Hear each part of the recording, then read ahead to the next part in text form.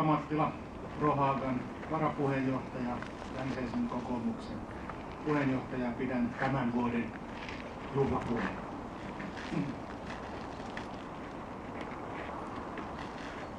Hyvät ystävät, itsenäisyytemme perinteisiin kuuluu käynti sankarihaudoilla.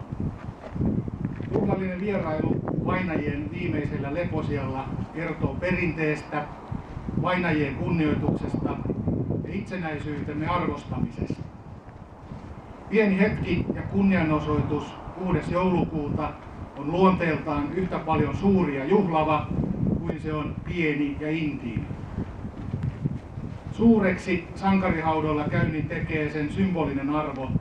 Se on kunnianteko suomalaiselle sisulle, kestävyydelle ja yhteishengelle, koko Suomelle.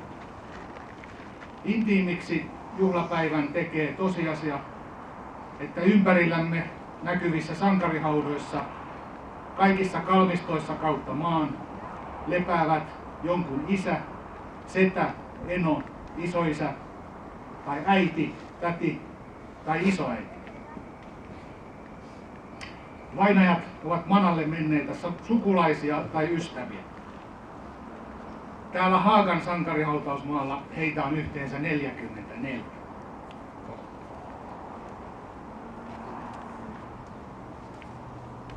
Tänne haudatut 44 vainajaa olivat osa kenttäarmeijaa, osa koko Suomen kansan puolustusta väkivaltaa, vihaa ja sortoa vastaan. Me kestimme, me voitimme. Ja sodan jälkeen koitti rauha, jälleenrakennus, uudet ajat. Kun sota jäi muistoiksi, jäljelle jäi aatteellinen perinteen silta.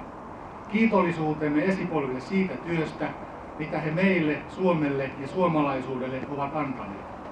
Kaikkensa ja kalleimpansa, oman henkensä. Haagalainen merkkimies, arkkitehti ja saarnaaja Karl August Wrede, jonka kotitalo oli tämän hautausmaan vierellä tuolla mäellä, seurasi tiiviisti talvisodan aikana nuorten pappien ja heidän huolettavinaan olevien sotamiesten kokemuksia. Joulukuussa 1939 Wrede kirjoitti seuraavaa. Jumala armossaan varjelkoon rakasta maatamme ja kansaamme. Herra elää ja hänellä on valta varjella meitä, kuten hänellä oli valta tehdä Suomi itsenäiseksi. Jos uskomme, niin kestämme.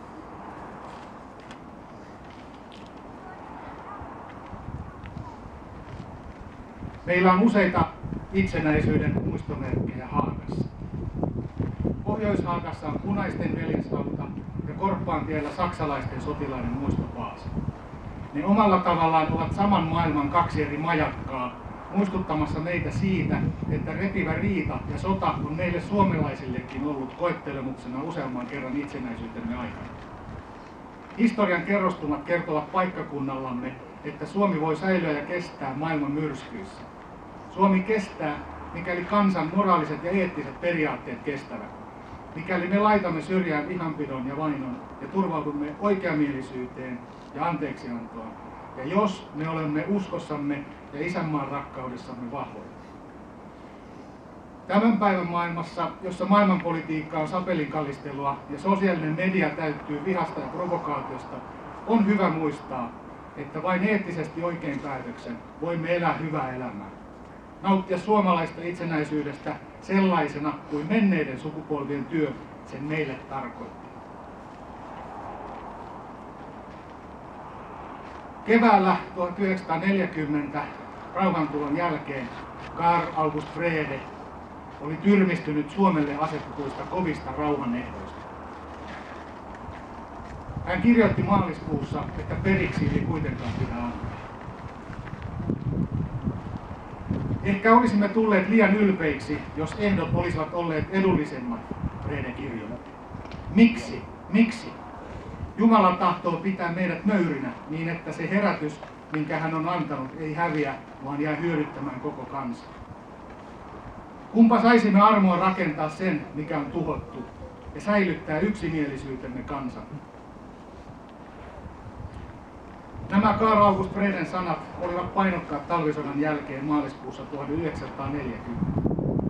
hämmästyttävää kyllä, niillä on painoarvoa tänäänkin vuonna 2016 joulukuun 6.